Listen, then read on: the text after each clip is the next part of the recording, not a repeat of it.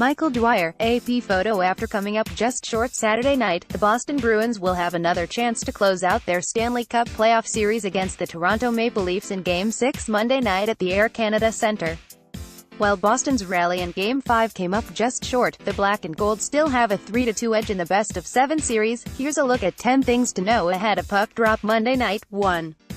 Bruins may make some tweaks to the lineup. Claus Andersen, Getty Images. 1. Bruins may make some tweaks to the lineup. The Bruins only held an optional skate Monday morning, so any attempts to determine Boston's lineup and pairings for Game 6 will likely have to wait until warm-ups at Air Canada Centre.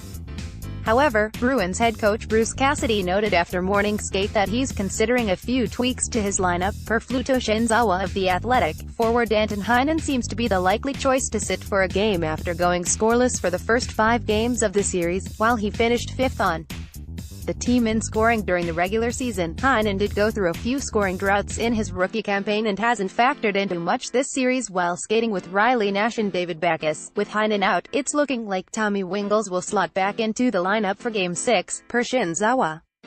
He may not be as flashy as someone like Ryan Donato, but Wingels has been solid so far this series, logging a team-high 4 blocks in just under 13 minutes of ice time in Game 4. 2. Toronto Maple Leafs continue to juggle forward lines. Michael Dwyer, AP photo. 2. Toronto Maple Leafs continue to juggle forward lines. Maple Leafs head coach Mike Babcock pulled a bit of a switcheroo just prior to puck drop in Game 5, switching center Nazem Kadri from the second line to a grouping with William Nylander and Andreas Johnson. It was the latest decision by Babcock in an attempt to spread out the Maple Leafs' scoring depth, with Toronto's bench boss already opting to break up his top line of Austin Matthews and Nylander during morning skate on Saturday. The move paid off, with Kadri setting up Johnson for the Leafs' second goal of the night in Saturday's 4-3 result, but Toronto skated prior to Game 6 with Kadri back in his usual spot, centering the team's second line with Patrick Marleau and Mitch Marner. Mitch Marner has arguably been Toronto's most consistent and effective player so far this series, and putting Kadri back into the mix on that line gives Toronto a dangerous trio for the Bruins to deal with. Of course, Babcock might opt to shuffle Toronto's lines once against just prior to Game 6. 3. A quick start is going to be crucial. AP photo. 3. A quick start is going to be crucial, stating a bit of the obvious here, but it would benefit the Bruins a great deal to get on the board first in Game 6. In each of the first 5 games of this series, the team to open the scoring has ended up being the victor. Look no further than in Game 5. While Boston outshot and outchanced the Leafs by a great deal in the matchup, Toronto built itself an early cushion, beating Tuukka Rask twice in the first 10 minutes of the game to put the Bruins back on their heels. Yeah, we knew they were going to play that way, McAvoy said after the Game 5 loss.